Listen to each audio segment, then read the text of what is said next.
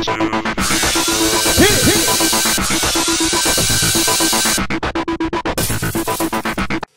guys, welcome to another episode recap of Hell's Kitchen. Yep. Last week, Dominic was sent home to be not a single father, a stay-at-home father. Right. Those kids want some food, so get it up in the past. Who's been cooking for them, Dominic? I know. They can't eat Kraft macaroni and cheese every night. No. So, the chefs had very little time to sleep. Yes, because the sous chef said no more sleepy time, and they went in there with the megaphone and the... Get your asses out of bed. Get your asses out of bed! Yep. Although they don't have English accents like Gordon.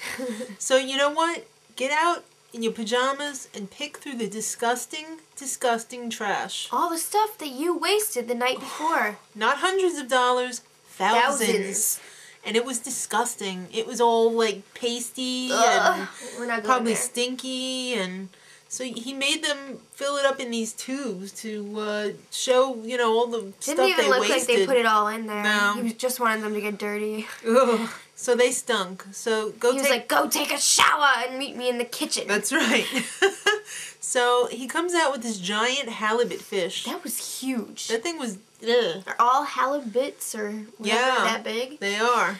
So well, first he did a little demonstration. He showed them the correct way to fillet and then to chop it into 6-ounce portions, the fillets. I thought they said he got like 53 out of it. Something like that.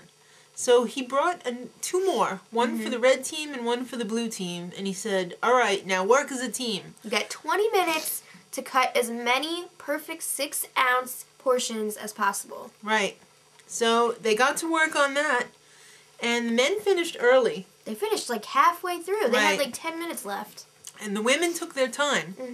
And they finished in time, but they took twice as long as the men. Right. So then Gordon counts them up, and he did the women's first. Some of them were throwaways. But they ended up with 41. That's right. And then it was time for the men. They also had a few throwaways, but they tied. What? I know. It's the first time ever in Hell's Kitchen that we need a tie break. Was that for real, or did he do that on purpose? I don't know. They didn't all look like they weighed 6 ounces to me. So, to break the tie, each team has to pick a representative, and that representative has to pick one of the portions that they cut. And the closest one to 6 ounces wins. That's right. So the men picked, and they had a 5.9 ounce. Well, they picked Ben. Right, they picked Ben. Who picked a 5.9 ounce piece. Then the women picked Corey. And Corey got up there, and she's holding her fish. She's like, I know every piece I cut was 6 ounces. Right. Well, when she put it on the scale, 6 ounces actually was 4.8. What? That was way off. How did that thing even pass in the first place? Because, you know, he wasn't really going by how much it weighed. Yeah, I know, but still, that was kind of off by a lot. Well, the women lost. So they're going to have to prep all of the halibut for both kitchens. I thought it was all of the fish. Oh, well, that's right, because they were cutting up lobster, too. Yeah.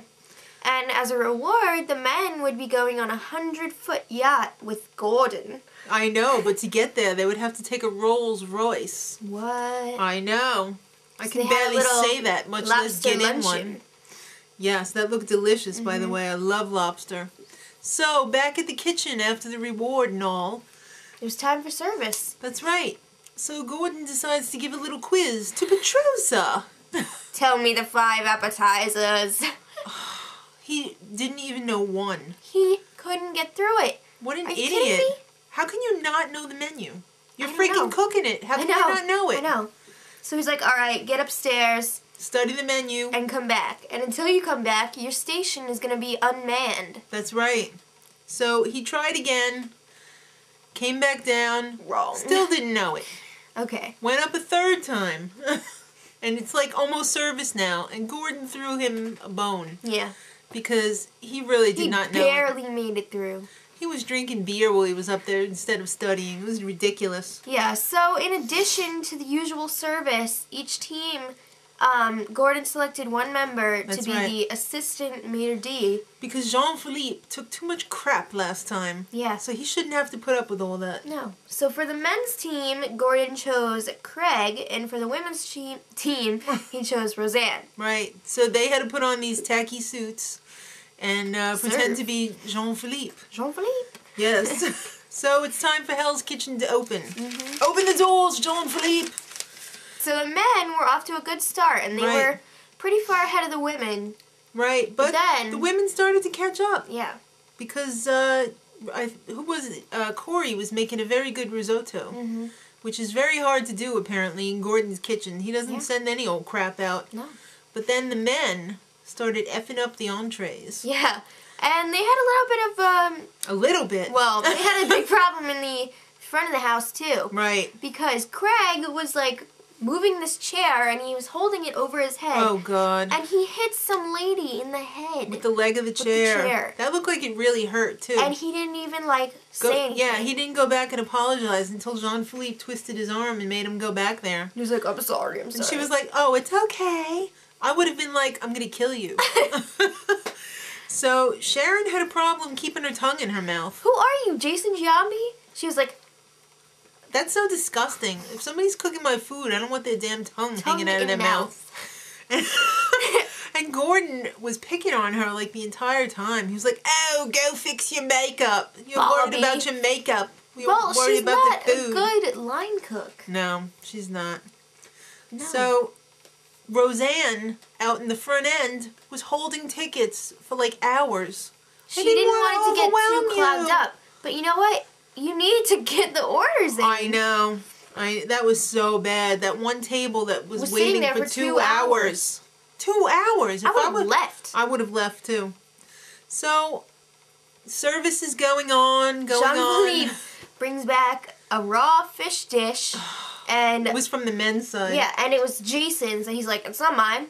And it just came back. Like, it just came back. It's yours. Oh, sorry. Yeah.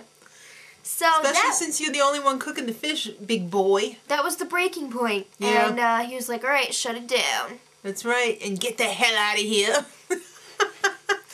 So, comments cards, darlings, comments cards. The people who actually got served said women were the worst. Well, the men made it farther through their service, too. Right. Well, the ladies lost, and the best of the worst was... Corey. Yeah, I wasn't listening. Putting her on the spot. She didn't know the menu. No, I wasn't listening. Oh, okay. So, Corey had to pick 2 nominations and report back to Gordon. Yeah. So she's got this huge ego now because she is the best of the worst. Yeah, right. So she doesn't even care if her team is all crapped up as long as she looks good. So she's like, all right, I'm going to nominate Christina for strategic reasons and Jen for personal reasons. This isn't Survivor, honey, or Big Brother. You nominate the worst 2 people. That's what Gordon's looking for. That's what you're supposed to do. That's right. He doesn't like when you don't do that. This is not a game of strategy. No. It's a game of, can you freaking cook? So, Christina was pleading her case, and that freaking Jason or whatever... They were laughing. Was cracking up. All right. Matt was too. I'd like to see you do that. That guy looks like Son of Sam Killer, and he's laughing away. Oh my God, I can't wait till it's your turn, baby. I know. Can't wait. So, then Jen starts pleading her case. She went on forever. Hours. Forever. Yeah, it was. It really was. A lot. So, Gordon's like, okay, the person I'm sending home is... Sharon! So everyone was like, what? I know. Well, you know what that means. I was totally expecting it. I was too. But you know what that means. Next week, everybody's going to be gunning for Corey. Yeah. She's total B. She showed her true colors. And you know what? She's not the best. So next week, in Hell's Kitchen, it's hell. I don't know how else you could describe it because there's just so much shit hitting the fan. Yeah. So, yeah. Till next week. Much love.